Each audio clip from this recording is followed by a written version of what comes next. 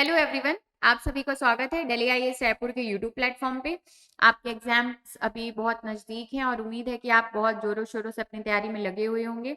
आपके एग्जाम की जो आपकी तैयारी है उसको इजी बनाने के लिए हमारे यूट्यूब प्लेटफॉर्म पे ये 30 कदम 2.0 के नाम से सीरीज लॉन्च हुई है। पिछले साल भी ये सीरीज लॉन्च हुई थी और आपने काफी इस सीरीज को सपोर्ट किया था, काफी पसंद किया था। उसी तर्ज पे ये आपका 2.0 आपका सीजन है।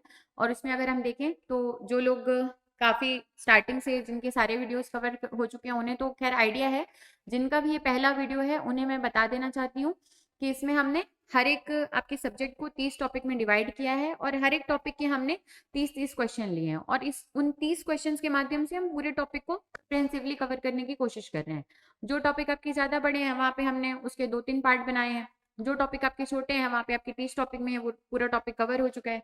जैसे कि अगर आप देखें जो आपका फर्स्ट टॉपिक है, फर्स्ट और सेकंड, जिसमें हमने यूनिवर्स और सोलर सिस्टम से, सौर मंडल से रिलेटेड आपके जो क्वेश्चंस लिए आप देखेंगे 20-21 में आपके क्वेश्चन आया है। क्वेश्चन एक ही आया है लेकिन आपको पता नहीं है कि वो फिर से रिपीट होगा या फिर कौन से प्लेनेट से ले लेगा, तो आपको पूरा वो टॉपिक पढ़ना जरूरी है। और अगर आप ऐसे देखें तो आप जनरली सोलर सिस्टम वगैरह वाले टॉपिक्स को इग्नोर करके चलते हैं कि ये तो व्यापम में पूछता है, पीएससी में नहीं पूछता है। पर पीएससी में पूछा है। पीएससी का जो सिलेबस है वो आपका बिल्कुल ओपन एंडेड सिलेबस है, वहां पे एकदम टू द पॉइंट मेन जैसे लिखा हुआ नहीं है। तो वहां पे आपको आइडिया कहाँ से मिलता है कि क्वेश्चन कहाँ से आते हैं, जब आप पीवाईक्यूज को देखते हैं। इस वजह से उन टॉपिक्स को आप इग्नोर मत करिएगा। छोटा सा वीडियो है, यहाँ पे आपको जितना आप पढ़ेंगे, जितनी रिक्वायरमेंट है उतने में आपका टॉपिक कवर हो जाएगा। इसके बाद आपको वो टॉपिक कहीं और से पढ़ने की जरूरत नहीं पड़ेगी। ठीक है। बाकी फिर अगर हम देखें तो ये सारे टॉपिक्स तो खैर आप ऐसे भी पढ़ते हैं, लेकिन अगर आपने मान लीजिए पहले पढ़ा है, आपको ये टॉपिक बहुत अच्छे से भी आता है, तो भी आप स्पीड बढ़ा के ही सही लेकिन इन टॉपिक्स को जरूर कवर कर लीजिएगा, जिन्होंने अभी तक ये पुराने वीडियोस नहीं देखे हैं। ठीक है। तो आज जो हम टॉपिक आपका डिस्कस करने वाले हैं वो है इंडस्ट्रीज पार्ट 1। अब इंडस्ट्रीज में अगर आप देखेंगे तो इंडस्ट्रीज अगर पूरे इंडिया का मिला लें तो बहुत सारी हैं और आपका इंडस्ट्रीज का टॉपिक एक वीडियो में तो कवर नहीं हो पाता। तो हमने आज कुछ पार्ट आपके आज के वीडियो में लिया और जो आपका जो बचा हुआ भाग होगा वो हम इंडस्ट्रीज के पार्ट 2 में देखेंगे। तो उससे आप ये मत समझिएगा कि अरे यार इंडस्ट्री से तो क्वेश्चन ज्यादा नहीं आते हैं, फिर भी इसके 2 पार्ट क्यों हैं। तो आप इंडस्ट्री से क्वेश्चन भले ही ज्यादा नहीं आते पर वो टॉपिक तो बड़ा है ना, तो आपको कवर तो पूरी तरीके से करना पड़ेगा।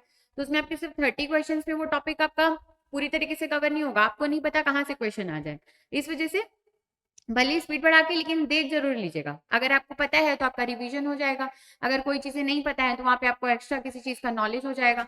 और जब हम वीडियो के माध्यम से पढ़ाई करते हैं तो देखिए ऐसा होता है कि हम जितने ज्यादा अपने सेंसेस को इन्वॉल्व करेंगे उतना अच्छा हमारा क्या होता है, रिटेंशन होता है। तो अगर कम टाइम है, कम टाइम में रिविजन करने के लिए वीडियो सीरीज आपके लिए बहुत बेनिफिशियल प्रूफ होगी।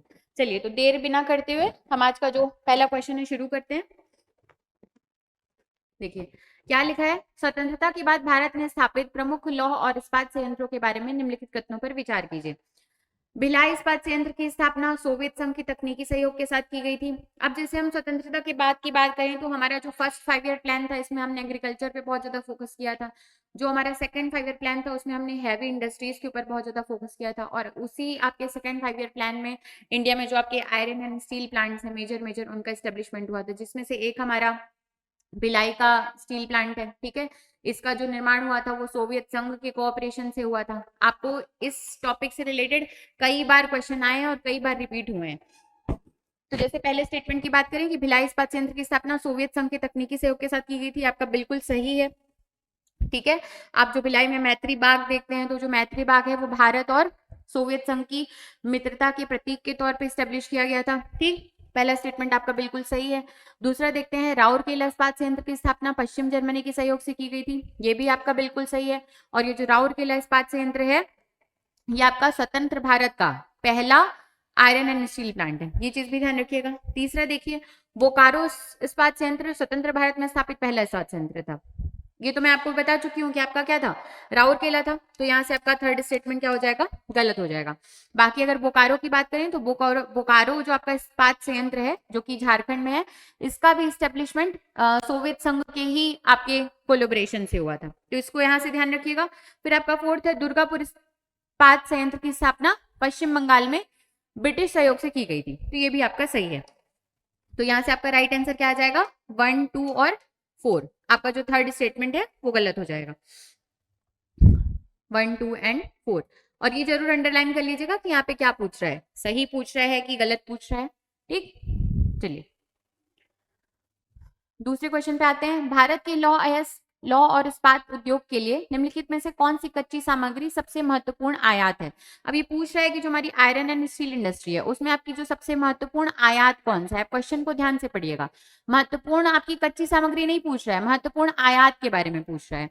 तो अगर हम आयरन ओर की बात करेंगे तो हाँ, ये महत्वपूर्ण आपका रॉ मटेरियल है, लेकिन हमको इसका आयात करने की जरूरत नहीं पड़ती, हम सेल्फ सफिशिएंट है आयरन ओर के प्रोडक्शन में। अगर हम ओवरऑल देखें तो आयरन ओर के प्रोडक्शन में इंडिया का जो रैंक है वो ओवरऑल वर्ल्ड में 4th है ना। और स्टील के प्रोडक्शन में अगर बात करें तो हमारी रैंक 2nd है। फिर चूना पत्थर की बात करें तो ये भी हमारे पास आपको अच्छी मात्रा में मिल जाता है, ठीक है। जो आपकी विंध्यन रॉक्स है इसमें हमको आयरन चूना पत्थर देखने के लिए मिलता है। जो हमारी धारवाड़ रॉक्स है इसमें हमको लौह अयस्क देखने के लिए मिलता है, ठीक।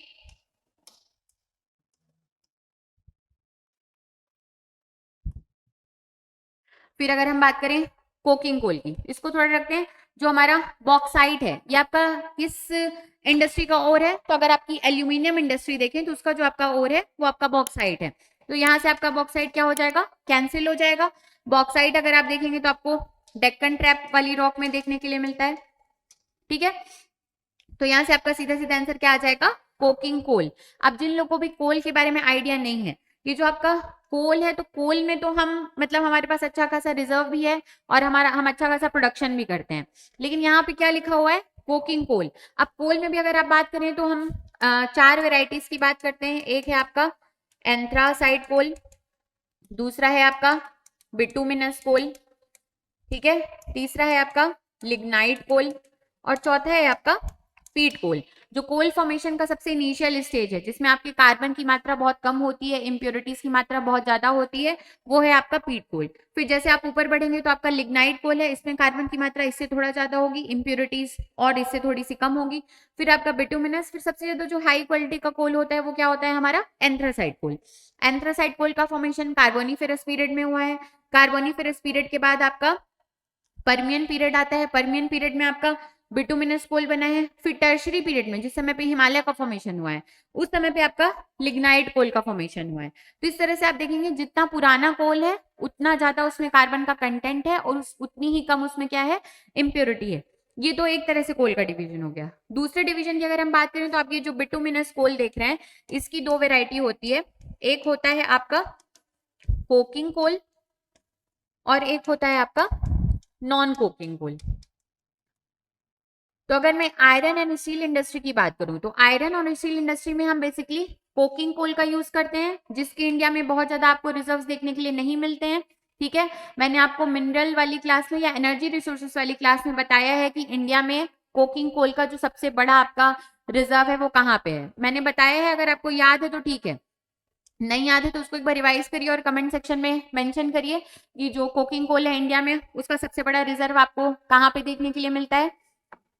चलिए, तो जो कोकिंग कोल है इसका main use iron and steel industry में करते हैं और बेसिकली हमारे यहाँ पे इसका ज्यादा रिजर्व नहीं है, तो इसके लिए हम इंपोर्ट पे बहुत ज्यादा डिपेंडेंट है। हम ऑस्ट्रेलिया से, इंडोनेशिया से ये कोकिंग कोल इंपोर्ट करते हैं। बाकी अगर इंडिया में आप बात करेंगे जो मेजोरिटी ऑफ द कोल है हमारा वो बिटुमिनस वैरायटी का जो नॉन कोकिंग कोल है वो है। और ये जो नॉन कोकिंग कोल है इसका यूज हम जो हमारे थर्मल पावर प्लांट है वहां पे इलेक्ट्रिसिटी प्रोड्यूस करने के लिए करते हैं। अगर आप कोकिंग कोल की बात करें तो कोकिंग कोल आपका वैसा कोल है जिसमें केकिंग प्रॉपर्टी होती है। आप अगर इस कोकिंग कोल को हीट करेंगे तो जैसे मान लीजिए आप गुड़ को, जो जैगरी होती है, जो गुड़ खाते हैं हम, शक्कर गुड़ वाले गुड़ की बात कर रही हूँ, आप गुड़ को गर्म करेंगे तो जैसे वो बिल्कुल पेस्ट वाला फॉर्म ले लेता है, उस फॉर्म में आपका ये कोकिंग कोल कन्वर्ट होगा, एक बिल्कुल पेस्ट वाला फॉर्म ले लेगा और वो आपका कोकिंग कोल है जिसका यूज हम किस में करते हैं, आयरन एंड स्टील इंडस्ट्री में करते हैं। लेकिन जब आप नॉन कोकिंग कोल यानी कि जो नॉर्मल आपका वैरायटी का कोल है कोकिंग कोल के अलावा, इसको जब आप जलाएंगे तो ये आपका मतलब तुरंत डायरेक्ट बर्न करेगा और ऐश में कन्वर्ट होगा। तो यही दोनों में अंतर है। इसका यूज हम ये आपका थोड़ा सा महंगा कोल होता है और हमारे यहाँ इसके रिजर्व्स भी नहीं है, तो इसके लिए हम डिपेंडेंट हैं। तो आपका यहाँ पे आंसर क्या हो जाएगा कि कच्ची सामग्री के लिए सबसे महत्वपूर्ण आयात आपका क्या है, कोकिंग कोल। ये चीज ध्यान रखना है, आयात पूछ रहा है, महत्वपूर्ण सामग्री बस की बात नहीं कर रहा है, ठीक है। तो उम्मीद है आपको coking coal non coking coal में अंतर समझ में आया होगा। बहुत सारे बच्चों को इसमें कंफ्यूजन होता है, फिर भी अगर आपको नहीं समझ में आया तो आप कमेंट सेक्शन में कमेंट करके पूछ सकते हैं। मैं मान लीजिए अगला कोई वीडियो अपलोड करूंगी तो आपको फिर से एक बार एक्सप्लेन कर दूंगी अगर कुछ डाउट होगा तो। चलिए आगे बढ़ते हैं। देखिए वही है जो मैं बताई हूँ, वही लिखा हुआ है, पढ़ लीजिएगा उसको एक बार। देखिए आप क्या लिखा है कि निम्नलिखित को मैच करें। एक तरफ आपकी एल्यूमिनियम कंपनी दी है, दूसरी तरफ बोला है कि इसका स्वामित्व कौन है। तो देखिए बाल्को की अगर बात करें तो बाल्को पहले आपके गवर्नमेंट के अंडर में थी, लेकिन बाद में उसको क्या कर दिया गया, वो ठीक से आपका प्रोडक्शन वगैरह नहीं कर रहा था, उसकी फंक्शनिंग सही नहीं हो रही थी, तो फिर जो वेदांता ग्रुप था उसने उसको एक्वायर कर लिया था। तो बाल्को की बात करें तो अगर बाल्को के बारे में आपको पता है सीजीजीएस के माध्यम से, तो ये क्या है, वेदांता के अंदर में है और आपका प्राइवेटाइज्ड है। तो ए का क्या हो जाएगा, 2 हो जाएगा। ए का 2 देख लीजिए कहाँ कहाँ पे है, ए का 2 आपका सिर्फ ऑप्शन बी में है, तो आपको आगे बढ़ने की जरूरत भी नहीं है ना, बाकी पता हो नहीं पता हो, अगर एक पता है तो वहां से भी आप आंसर ला रहे हैं। अब हो सकता है यही डायरेक्ट ऐसा क्वेश्चन नहीं हो, मैं बस आपको ये बता रही हूँ कि कई बार ऐसा होता है कि जो बच्चे बिगिनर हैं उन्हें तो मतलब इस चीज का खास ध्यान रखना चाहिए कि जरूरी नहीं है कि आपको हर क्वेश्चन का एक एक लाइन आपको बिल्कुल बिल्कुल कंठस्थ हो तभी आप उस क्वेश्चन को राइट कर पाएंगे। कभी कभार आपको 50% भी क्वेश्चन अगर आ रहा है तो भी आप अपने राइट आंसर पे कैसे आ सकते हैं, ये भी आपको यहाँ पे सीखने के लिए मिलेगा। तो फिर देख लीजिए, एक आपका 2 है, बी का आपका 1 है। जो नाल्को है नेशनल एल्यूमिनियम कंपनी, ये गवर्नमेंट के कंट्रोल में है, और हिंडाल्को की बात करें तो इसको आदित्य बिरला ग्रुप जो है ओन करता है। ठीक, चलिए आगे बढ़ते हैं। ये जो आपकी प्राइवेट कंपनीज है कौन कौन सी प्लांट को एक्वायर करके रखती है, इससे रिलेटेड भी प्रीवियस ईयर में क्वेश्चन देखे गए हैं ना, इस वजह से मैंने क्वेश्चन लिया है। चलिए आगे आते हैं। भारतीय गन्ना अनुसंधान संस्थान IISR कहाँ स्थित है, Indian institute of sugar cane research. अब देखिए ऐसे क्वेश्चन आते हैं तो ठीक है, नहीं आते हैं तो भी ठीक है। ठीक है, तो यहाँ पे आपका सीधा सीधा आंसर क्या है, लखनऊ। ठीक, ध्यान रखिएगा आपके इंस्टीट्यूट वगैरह से क्वेश्चन आए हैं पहले भी। जो आपका हॉर्टिकल्चर इंस्टीट्यूट है झांसी में, उससे क्वेश्चन आया है, वो मैंने आपको फर्स्ट और सेकंड वीडियोस में वो वाले क्वेश्चंस करवाए हैं। ठीक है, तो वहां पे जाके एक बार देख लीजिएगा जो लोग भी नहीं देखे हैं। चलिए, 8 मुख्य उद्योगों में निम्नलिखित में से कौन से शामिल नहीं है, which of the following are included in the 8 core industries. हम अगर 8 कोर इंडस्ट्रीज की बात करें तो 8 कोर इंडस्ट्रीज में आपकी कौन कौन सी इंडस्ट्रीज आती हैं। सबसे पहले देखिए तो आपके जो फॉसिल फ्यूल है, मैं याद करने का तरीका बता रही हूँ, जो आपके जीवाश्म ईंधन है इसका ठोस फॉर्म क्या होता है, आपका कोल होता है, तो कोल इसमें इंक्लूडेड है। उसका जो लिक्विड फॉर्म होता है वो क्या होता है, क्रूड ऑयल होता है, कच्चा तेल, ये भी देखिए इसमें इंक्लूडेड है। इसका जो गैस वाला फॉर्म होता है वो क्या होता है, आपकी नेचुरल गैस या प्राकृतिक गैस, तो यहाँ पे देखिए ये भी इंक्लूडेड है। अब इन तीनों के साथ आपको एक चीज और ध्यान रखनी है, जिसका आपके इंडेक्स ऑफ इंडस्ट्रियल प्रोडक्शन में सॉरी जो आपका इंडेक्स ऑफ 8 कोर इंडस्ट्रीज है उसमें जो सबसे ज्यादा जिसका आपका परसेंटेज है वो है आपका 4th रिफाइनरी प्रोडक्ट्स। जो आपकी ऑयल रिफाइनरीज होती है और रिफाइनरी से निकलने वाले जो आपके प्रोडक्ट्स है, ये आपका किस में आता है, आपके 8 कोर इंडस्ट्रीज में एक पार्ट है ये। तो आपको 4 ध्यान हो गए, फॉसिल फ्यूल या से आपको ध्यान रखना है, ठोस फॉर्म उसका कोल आएगा, उसका लिक्विड फॉर्म आपका क्रूड ऑयल हो जाएगा, गैस फॉर्म नेचुरल गैस। फिर इन्हीं तीनों से रिलेटेड आपकी मतलब बेसिकली अगर ऑयल से बात करें अगर हम, तो कौन सी इंडस्ट्री है आपकी, जो ऑयल रिफाइनरीज होती हैं, जो रिफाइनरी प्रोडक्ट्स होते हैं, तो ये 4th हो गया, 4 हो गए। फिर 5वां आपका सीमेंट है, सीमेंट के साथ आप 6वां फर्टिलाइजर यानी कि उर्वरक ध्यान रखिएगा। फिर इसके बाद 7th नंबर पे आप स्टील ध्यान रखिएगा, स्टील ध्यान रखिएगा, और 8th नंबर पे आपका इलेक्ट्रिसिटी। ठीक है, तो आपका कोल हो गया, क्रूड ऑयल हो गया, नेचुरल गैस हो गया, आपके रिफाइनरी प्रोडक्ट्स हो गए, सीमेंट हो गया, फर्टिलाइजर हो गया, इलेक्ट्रिसिटी हो गया, सीमेंट हो गया। ये आपकी जो 8 इंडस्ट्रीज है, आपकी 8 कोर इंडस्ट्रीज में आपकी शामिल है। ये आपको पता होना चाहिए कि कौन सी इसमें है कौन सी इसमें नहीं है। तो देखिए जो आपका दूर संचार और परिवहन है ये इसमें नहीं है, बाकी की आपके अगर आप देखेंगे 1 2 3 5 और 6, 1 2 3 5 और 6 यानी कि ऑप्शन ए आपका राइट आंसर हो जाएगा। इससे रिलेटेड क्वेश्चन आता है मेन आपका, ये इकोनॉमिक्स में भी ये टॉपिक ओवरलैप करता है, लेकिन मैं क्योंकि इंडस्ट्रीज करवा रही हूँ तो थोड़ा सा आप बेसिक आइडिया ले लीजिए। बाकी आपका एक ये इंडेक्स ऑफ इंडस्ट्रियल प्रोडक्शन होता है, सुने होंगे आप, IIP, जो कि इंडिया में अगर इंडस्ट्रीज की किस तरह से ग्रोथ हो रही है उसका एक बहुत अच्छा आपका मापक है। तो इंडेक्स ऑफ इंडस्ट्रियल प्रोडक्शन में अगर हम देखें तो जो आपका इंडेक्स ऑफ 8 कोर इंडस्ट्रीज है ये आपका 40.27 का परसेंटेज क्या करता है, एक्वायर करता है। ठीक है, तो यहाँ से इस चीज को ध्यान रखिएगा। और इसको रिलीज कौन करता है, आपका ministry of commerce and industry के अंदर ऑफिस ऑफ इकोनॉमिक एडवाइजर है, वो इसको हर मंथ रिलीज करता है। ठीक है, इससे हमको ये पता चलता है कि इंडस्ट्री का जो डेवलपमेंट है हर मंथ किस तरह से हो रहा है। अगर ग्रोथ है तो ग्रोथ दिखेगी, अगर नीचे जा रहा है डाउनफॉल हो रहा है तो वो दिखेगा। उससे जो गवर्नमेंट है उनको भी अंदाजा लगता रहता है कि हाँ हमें किस तरह की आगे चल के नीतियां बनानी चाहिए। ठीक, तो जो थोड़ा सा ध्यान रख लीजिएगा, इकोनॉमिक्स के साथ ये ओवरलैपिंग है लेकिन फिर भी इंडस्ट्रीज कर रहे हैं तो एक आपको बेसिक आइडिया यहाँ पे मिल गया है। चलिए आगे बढ़ते हैं। अब देखिए, महारत्न का दर्जा प्राप्त करने के पात्रता मानदंड का हिस्सा नहीं है निम्नलिखित में से कौन सा। अब आपने Maharatna, Navratna, mini Ratna category 1, mini Ratna category 2, आप कंपनीज का नाम सुने होंगे, या आपकी जो पब्लिक सेक्टर अंडरटेकिंग्स हैं उसके ये डिविजन्स हैं। जितनी अच्छी कंपनी की ग्रोथ है, जितनी बड़ी आपकी कंपनी है, उतना अच्छा उसका क्या होगा, आपका टर्नओवर होगा और उसका स्टेटस उतना ही ऊपर होगा। तो अगर हमें ऐसे सीक्वेंस में अरेंज करने के लिए आए तो सबसे छोटी है आपकी मिनी रत्ना कैटेगरी 2, फिर इससे बड़ी है आपकी मिनी रत्ना कैटेगरी 1, इससे थोड़ा सा हम ऊपर आएंगे तो फिर है आपकी नवरत्ना कंपनीज, और नवरत्ना कंपनीज के बाद आपकी जो सबसे जो जाइंट आपकी कंपनीज हैं जो पब्लिक सेक्टर अंडरटेकिंग्स हैं, इसमें है आपकी महारत्ना कंपनीज। तो मिनी रत्ना, नवरत्ना तो याद करना उतना पॉसिबल नहीं है, लेकिन आप महारत्ना कंपनीज का ध्यान कर लीजिएगा। जो भी इसमें कंपनीज है उनका नाम आपको पता होना चाहिए। टोटल अगर देखें तो अभी महारत्ना में हमारे पास 14 कंपनीज हैं। जो लेटेस्ट एडिशन है वो HAL का है, हिंदुस्तान एरोनॉटिक्स लिमिटेड। ठीक है, इसके अलावा अगर आप देखें तो आपकी Coal India Limited, NTPC, ONGC, Oil India Limited, ये सारी कंपनीज आपकी और भी बाकी किस में आती है, महारत्ना कंपनीज में आती हैं। जो भी आपको बड़ी बड़ी कंपनीज का नाम पता है, ठीक है, पब्लिक सेक्टर से रिलेटेड, वो सब आपकी किस में आएंगी, महारत्ना कंपनीज में आएंगी। तो इसका ध्यान रखिएगा। अब इसमें पूछ रहा है कि इनमें से महारत्ना कंपनी डिक्लेयर करने के लिए कौन कौन सा इसमें क्राइटेरिया है। तो देखिए पहला स्टेटमेंट क्या लिखा है, average annual turnover of more than 25,000 crore during last 3 years. मतलब अगर हम लास्ट 3 ईयर्स का एवरेज देखें, लास्ट 3 ईयर का अगर हम एवरेज देखें तो जो कंपनी का टर्नओवर है वो आपका 25,000 करोड़ से ज्यादा होना चाहिए।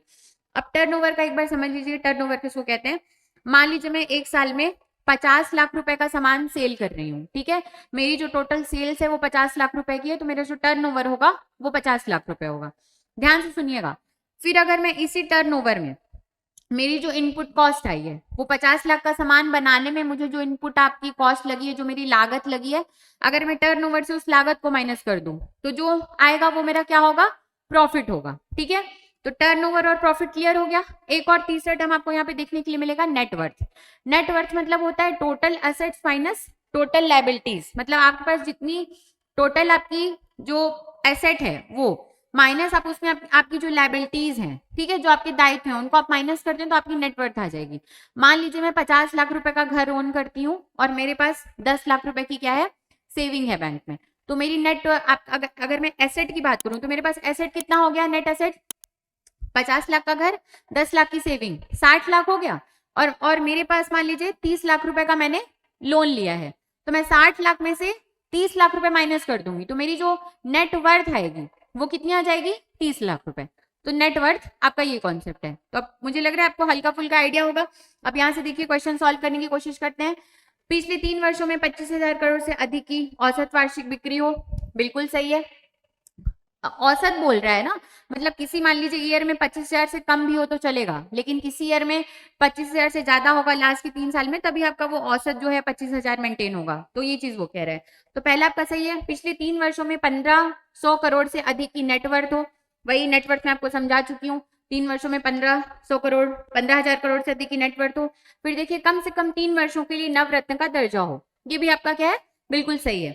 बाकी चौथा देखिए, इसके क्षेत्र में कम से कम 30% बाजार हिस्सेदारी हो, ऐसा आपका कोई क्राइटेरिया नहीं है। ये आपको डायरेक्ट आपके इकोनॉमिक्स के मेंस में भी क्वेश्चन लिखने के लिए आ सकता है कि महारत्न जो आपकी कंपनीज हैं उनको डिक्लेयर करने का क्या क्राइटेरिया है। तो मतलब थोड़ा सा ओवरलैपिंग है। मेन तो हमारा मकसद है एग्जाम क्लियर करना। आप जहां से भी आपको हेल्प मिले, ज्योग्राफी की क्लास में अगर थोड़ा बहुत इकोनॉमिक्स का भी नॉलेज मिल रहा है तो मुझे नहीं लगता आपको इतनी ज्यादा उसमें दिक्कत होगी।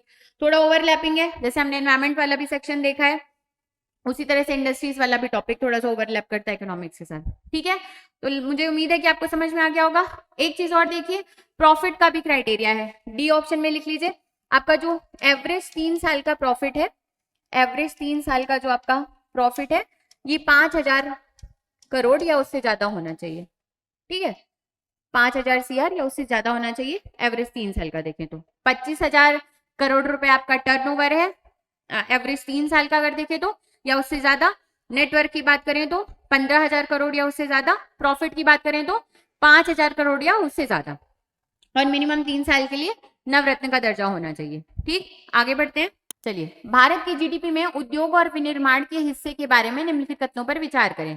कुल उद्योग क्षेत्र 2024-25 में भारत की जीडीपी में लगभग 27% का योगदान देता है। अब आपको ये पता है तो ठीक है, नहीं पता है तो अब यहाँ से बस इसको याद करते हुए चलिए कि जो ओवरऑल इंडस्ट्री सेक्टर है ये कितना कंट्रीब्यूट करता है इंडिया की जीडीपी में 2024-25 की अगर हम बात करें तो 27% का इसका कंट्रीब्यूशन है। ठीक है, बाकी अभी तो आपका एग्जाम पास है तो आप ये सब चीजें तो आपकी टिप्स में होनी चाहिए। कमेंट सेक्शन में कमेंट करके बताइए। हम जैसे इंडस्ट्री की बात करें, इंडस्ट्री का आपका 27% है, लेकिन आपका जो एग्रीकल्चर है और सर्विस सेक्टर है उसका कितना आपका योगदान है।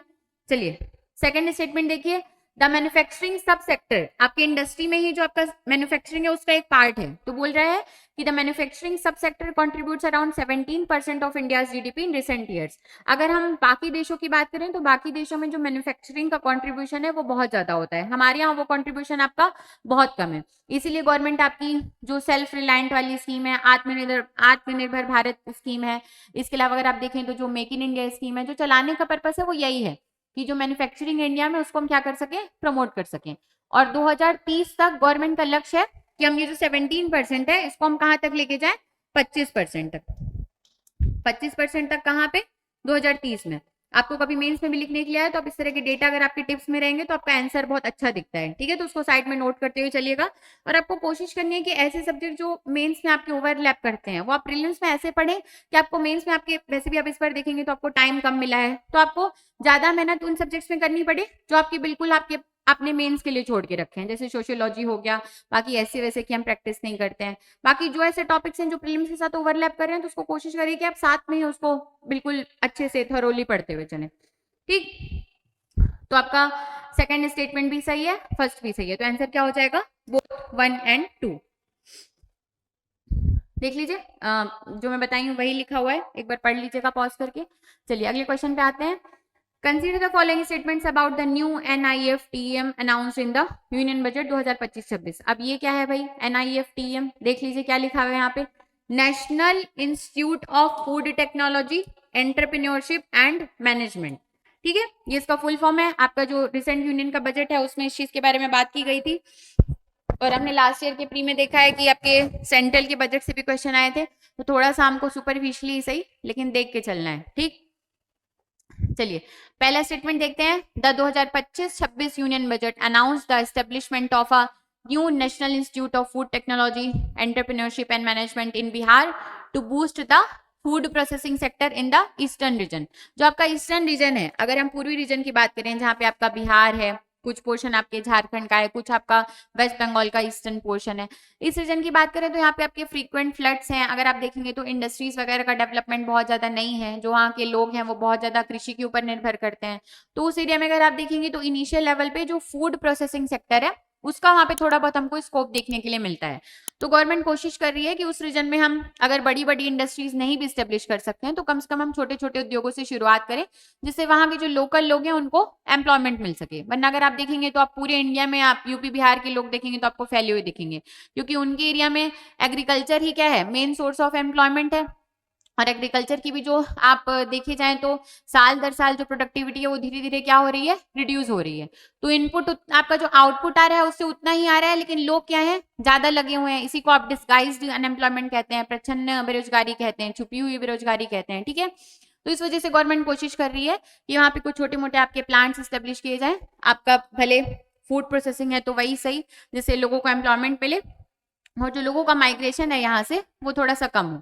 माइग्रेशन ऐसे तो कल्चर के एसिमिलेशन के लिए अच्छा है, लेकिन कभी कभी जो माइग्रेशन है वो आपका एक नेगेटिव फॉर्म में भी हमें देखने के लिए मिलता है। जैसे अगर आप महाराष्ट्र वगैरह में देखेंगे तो सन ऑफ द सॉइल का एक कॉन्सेप्ट बहुत वहां पे चलता है। वहां के लोग कहते हैं कि जो यूपी बिहार के लोग हैं यहाँ की हमारी नौकरियां छीन लेते हैं। तो फिर उस नेगेटिव कॉन्सिक्वेंस से उनको बचाने के लिए ये सारी चीजें करनी जरूरी हैं, जिससे हर एक रीजन का प्रॉपर तरीके से वहां की जैसी मतलब जलवायु है, जिस तरह का क्लाइमेट है, वहां जिस तरह की आपकी फसल उग सकती है, उस हिसाब से उसका डेवलपमेंट किया जाए। ठीक, चलिए तो पहला स्टेटमेंट आपका सही है। दूसरा देखिए, this will supplement the existing NIFTEM at Kundli Tamil Nadu and NIFTEM at Thanjavur Kerala. मतलब ये जो है ये आपका 2025-26 के बजट में अनाउंस हुआ है कि नया आपका NIFTEM कहाँ बनेगा, बिहार में। सेकंड स्टेटमेंट बोल रहा है कि बता रहे हैं कि ये NIFTEM आपके और कहाँ कहाँ पे सिचुएटेड है।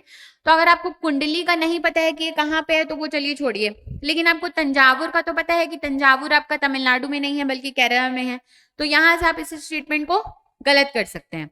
बाकी अगर हम देखें तो जो NIFTEM आपका कुंडली है ये आपके तमिलनाडु नहीं हरियाणा में है, हरियाणा में है। और जो तंजावुर है ये कहाँ है, तमिलनाडु में है। ठीक, तो यहां से इसको नोट कर लीजिएगा। इसमें लिखा भी, तो आपका सही आंसर क्या हो जाएगा, आपका दूसरा गलत है और पहला सही है, तो आपका वन ओनली राइट आंसर हो जाएगा। ठीक है, इसमें पूछा है कि कौन सा कथन सही है। आगे बढ़ते हैं। ये देखिए, NIFTEM आपका कुंडली हरियाणा में है और NIFTEM तंजावुर आपका तमिलनाडु में है। चलिए, निम्नलिखित कथनों पर विचार कीजिए। भारत का पहला आधुनिक सूती वस्त्र मिल 1854 में मुंबई में शुरू किया गया था। बिल्कुल सही है। कभी कभी वन लाइनर में इस तरह के क्वेश्चंस आते हैं। अगर आप 25 का प्री देखेंगे तो आप में मेजोरिटी ऑफ द क्वेश्चंस आपको वन लाइनर ही देखने के लिए मिले थे। और आपको सन वन अगर अच्छे से नहीं याद है तो फिर ऐसे क्वेश्चन पे आप क्या हो सकते हैं, कंफ्यूज हो सकते हैं। तो ध्यान रखिएगा, 1854 में ही क्या हुआ था, जो first modern cotton textile mill है इंडिया की, वो आपकी स्टार्ट हुई थी कहाँ पे, बॉम्बे में। फिर दूसरा देखिए, the first woollen textile mill of India was established at Kanpur in 1876। ये भी आपका सही है। 1854 में कॉटन टेक्सटाइल मिल और वुलन टेक्सटाइल 1876 में कहाँ पे, कानपुर में। तो both the statement are correct, one और टू बोथ सही कौन है ये पूछ रहा है। चलिए आगे बढ़ते हैं। The first jute mill in India Acland mill was established in 1855 at. अब जो लोग भी एग्रीकल्चर वाला टॉपिक देख चुके हैं वो लोग बताइए, जूट मिल जो है उसका एस्टेब्लिशमेंट कहाँ पे होना चाहिए जलवायु के हिसाब से।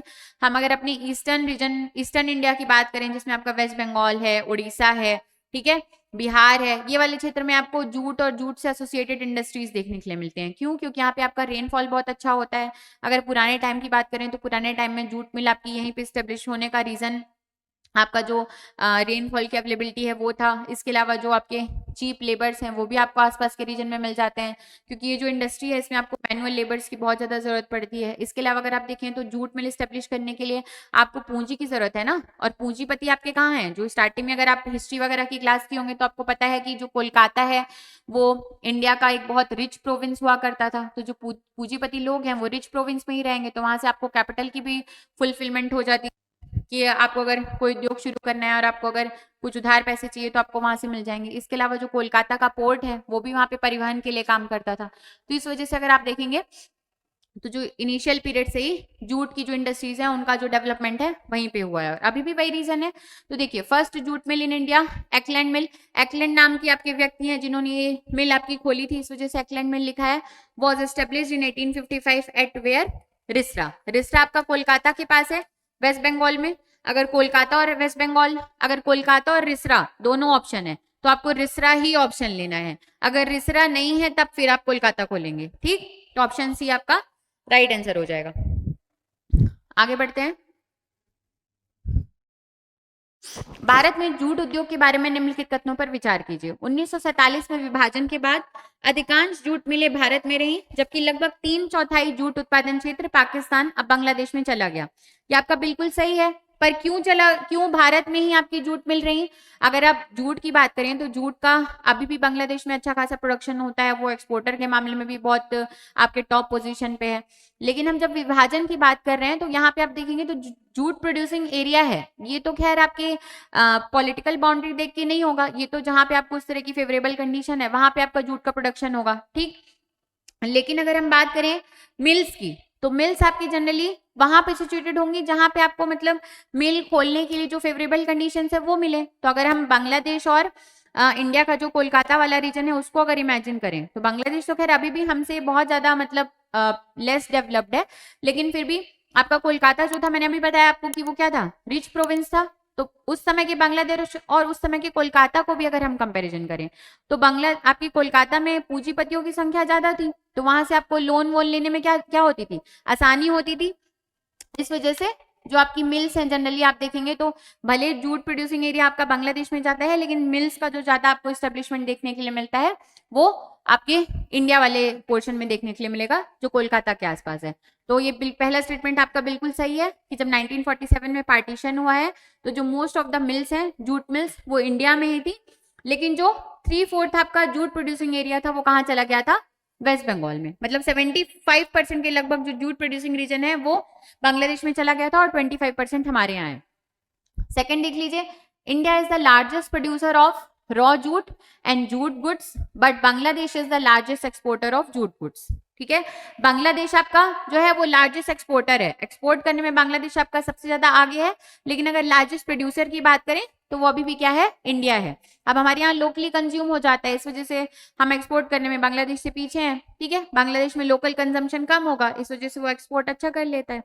चलिए फिर थर्ड देखिए, भारत में लगभग 70 जूट मिलें संचालित होती हैं, जिनमें से लगभग 60 आपकी पश्चिम बंगाल में। ये भी आपका सही है, पश्चिम बंगाल में है। बाकी की आपकी जो कुछ 10 हैं वो आपके थोड़े बहुत बिहार में, थोड़ा बहुत उड़ीसा वाले क्षेत्र में आपको देखने के लिए मिलती है। ठीक है ना, तो यहाँ से आपके तीनों स्टेटमेंट सही हो जाएंगे। अब मान लीजिए आपको डायरेक्ट यही क्वेश्चन ना भी आए तो भी से ओवरऑल आपको टॉपिक की तो अंडरस्टैंडिंग हो रही है ना। इसमें मान लीजिए कोई वन लाइनर भी क्वेश्चन हो जाए और अगर आप इसको सॉल्व कर पाते हैं तो मतलब आपका जो पढ़ने का पर्पस है वो सब हो रहा है। ठीक, चलिए आगे बढ़ते हैं। जूट और सहायक फाइबर के लिए केंद्रीय अनुसंधान संस्थान कहाँ स्थित है? Where is the central research institute for jute and allied fibres located? अब देख लीजिए, इसमें आपका बिहार में भी जूट का प्रोडक्शन होता है, उड़ीसा में भी, वेस्ट बंगाल में भी और असम में भी। लेकिन अगर आप आंसर लेंगे तो क्या लेंगे? मोस्ट प्रोबेबल अगर नहीं आता है तो वेस्ट बंगाल ही लेंगे, और वेस्ट बंगाल ही आपका आंसर है। अब वेस्ट बंगाल में बताइए, वेस्ट बंगाल तो आपका स्टेट है, वेस्ट बंगाल में कौन सी आपकी जगह है जहां पे ये वाला इंस्टीट्यूट सिचुएटेड है? नहीं भी पढ़े हो तो उसको रिसर्च करिए और बताइए। ठीक, वेस्ट बंगाल। हो सकता है कि आप अगर कोलकाता को ऑब्वियस आंसर ले रहे हो वो आंसर ना हो और ऑप्शन में आपके यही आ जाए। ठीक, जूट से रिलेटेड बहुत क्वेश्चन आए हैं पिछले आपके एग्जाम्स में अगर आप देखेंगे तो। चलिए, भारत की पहली सफल कागज मिल 1870 में कहाँ शुरू हुई थी? अब ये भी देखिए, थोड़ा सा फैक्चुअल टाइप का है, या आप कागज मिल वाला में भी नहीं पढ़े हो तो यहाँ पे अगर आपको आ रहा है तो फिर ठीक है, नहीं आ रहा है तो फिर क्या कर सकते हैं? वैसे क्वेश्चन जिसमें आप चारों ऑप्शन में कंफ्यूज हैं और आप एक भी ऑप्शन यहाँ पे सही नहीं कर पा रहे हैं तो फिर ऐसे क्वेश्चन को आपको छोड़ने में ही हम कहते हैं कि समझदारी है, क्योंकि ऐसे हमको ब्लाइंड गेस नहीं करना है। जहां पे आप एलिमिनेट कर पा रहे हैं ऑप्शन को, वहीं पे कोशिश करिए कि आप उसको अटेम्प्ट करें। तो अगर हम इसमें देखें तो हमारा जो बैलीगंज है कोलकाता के पास, ये आपका क्या हो जाएगा? राइट आंसर हो जाएगा। ठीक है, चलिए आगे बढ़ते हैं। Tata iron and steel company TISCO की स्थापना कब हुई थी? तो जो टिस्को की स्थापना है ये कहा जाता है कि इंडिया की फर्स्ट जो आयरन एंड स्टील कंपनी थी वो थी, और आपकी कहाँ पे स्टेब्लिश हुई थी? जमशेदपुर में। जमशेदपुर कहाँ है? जमशेदपुर आपके झारखंड में। ठीक है, यहाँ पे आपके टिस्को का स्टेब्लिशमेंट हुआ था, और यहीं पे क्यों हुआ था? क्योंकि आयरन और स्टील इंडस्ट्री है, तो यहाँ पे आपको जो इसका रॉ मटेरियल चाहिए, आयरन ओर चाहिए, वो भी आपके आसपास वाले रीजन में आपको मिल जाएगी। झारखंड में भी है, नुआ मुंडी में, फिर आप देखें तो उड़ीसा में भी है, छत्तीसगढ़ में भी है। फिर अगर कोल की बात करें तो ये आपका कोल प्रोड्यूसिंग एरिया भी है। आप अगर झरिया की बात करें तो यहाँ पे आपको कोकिंग कोल भी मिलता है, इस वजह से यहाँ पे आपके आयरन एंड स्टील इंडस्ट्री का एस्टेब्लिशमेंट हुआ था। इसके बाद अगर आप देखेंगे तो जो आपकी रिवर है, जो वाटर की रिक्वायरमेंट होती है, एनर्जी की रिक्वायरमेंट होती है, वो आपका जो दामोदर वैली कॉर्पोरेशन है वो तो खैर बाद में बना है, लेकिन जो दामोदर रिवर है वहां से आपकी वाटर की रिक्वायरमेंट फुलफिल आपकी हो जाती है। ठीक है, इस वजह से ये बना था। अब देख लीजिए आपका कब बना है? 1907 में आपका बना है। ठीक है, 1907 में इसका जो प्लांट है एस्टेब्लिश हुआ है। बाकी अगर आप देखेंगे तो प्रोडक्शन कब से स्टार्ट हुआ है? तो 1911 और 1913 से इसका प्रोडक्शन आयरन और स्टील का शुरू हुआ है। ठीक, चलिए देख लेते हैं क्या लिखा हुआ है। Jamshedpur, Jamshedpur is known as the birth place of iron and steel industry in India. जो आयरन है इसका प्रोडक्शन 1911 में, और जो स्टील है इसका प्रोडक्शन 1913 में शुरुआत हुआ है। जैसे अगर हम ओवरऑल इंडिया की बात करें तो इतना बेसिक नहीं पूछता है, मेन आपको ये छत्तीसगढ़ में जो आपकी इंडस्ट्रीज हैं उनके बारे में पूछा जाता है कि कब आपका प्लांट स्टेब्लिश हुआ था, कब से प्रोडक्शन स्टार्ट हुआ था। लेकिन फिर भी अगर पूछ ले तो सेफ साइड के लिए आप ध्यान रखिएगा, आयरन का 1911 में और स्टील का 1913 में। ठीक, चलिए अब देखिए, भारत में सीमेंट उद्योग के बारे में निम्नलिखित तथ्यों पर विचार कीजिए। भारत का पहला सीमेंट कारखाना 1904 में मद्रास अब चेन्नई में साउथ इंडिया इंडस्ट्रियल लिमिटेड द्वारा स्थापित किया गया था, लेकिन यह व्यावसायिक रूप से सफल नहीं था। बिल्कुल सही है, हो सकता है आप सीमेंट इंडस्ट्री के बारे में नहीं पढ़े हो, तो यहां से ही आपको जो आएगा तो पूछेगा, ठीक है, इसके अलावा आपको और कुछ नहीं पूछ सकता। तो बिल्कुल बेस्ट पॉसिबल जो आपको क्वेश्चन आ सकते हैं वही यहाँ पे लिए गए हैं। तो आपको ओवरऑल एक एक बार जितनी भी मेजर मेजर इंडस्ट्रीज हैं उसकी हिस्ट्री का नॉलेज लग जाएगा। तो अगर मान लीजिए कोई क्वेश्चन आता भी है घुमा फिरा के, तो आपको ऐसा नहीं लगेगा कि आप नहीं पढ़े हैं, क्योंकि अगर आप इंडस्ट्री पढ़ने जाते हैं तो आप ये टिस्को वगैरह के बारे में पढ़ लेते हैं, जो आपके छुपे हुए क्वेश्चन है उसको आप नहीं करते हैं। तो यहाँ से आपको जो जो आपकी शैलो लेवल पे चीजें हैं वो भी कराई जा रही है, थोड़ा सा डीप से भी अगर कुछ पूछे तो वो भी कराया जा रहा है। ठीक, तो पहला आपका क्या हो जाएगा, बिल्कुल सही है कि आपका जो चेन्नई में स्टेब्लिश हुआ था आपका कॉमर्शियली सक्सेसफुल नहीं हुआ था।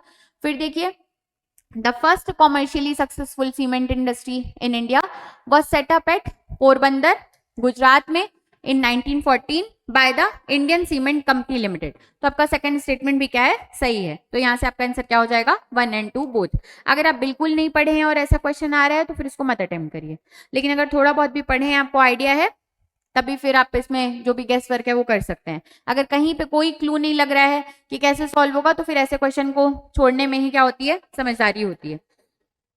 चलिए आगे बढ़ते हैं। Consider the following statements. Industrial policy resolution 1948 let the foundation of a mixed economy in India. बिल्कुल सही है, जो हमारी 1947 में हमारा देश आजाद हुआ है, फिर हम हमारी जो 1948 में जो इकोनॉमिक पॉलिसी बनती है उसमें हमने मिक्स्ड इकोनॉमी के बारे में बात की थी कि हम इस तरह से अपनी इकोनॉमी को प्रमोट करेंगे। मिक्स्ड इकोनॉमी का मतलब क्या है कि आपका जो प्राइवेट सेक्टर है वो भी आपकी जो इंडस्ट्रीज है उनको आपके मतलब रन करेगा, और जो आपका पब्लिक सेक्टर है यानी गवर्नमेंट है वो भी रन करेगी। तो इस हिसाब से ये मिक्स्ड इकोनॉमी का मॉडल हमारे यहाँ पे अपनाया गया है। अगर आप बिल्कुल कैपिटलिस्ट मॉडल की बात करें, पूंजीवादी मॉडल की बात करें, तो उसका जो आपका लीडर है वो आपका यूएसए है।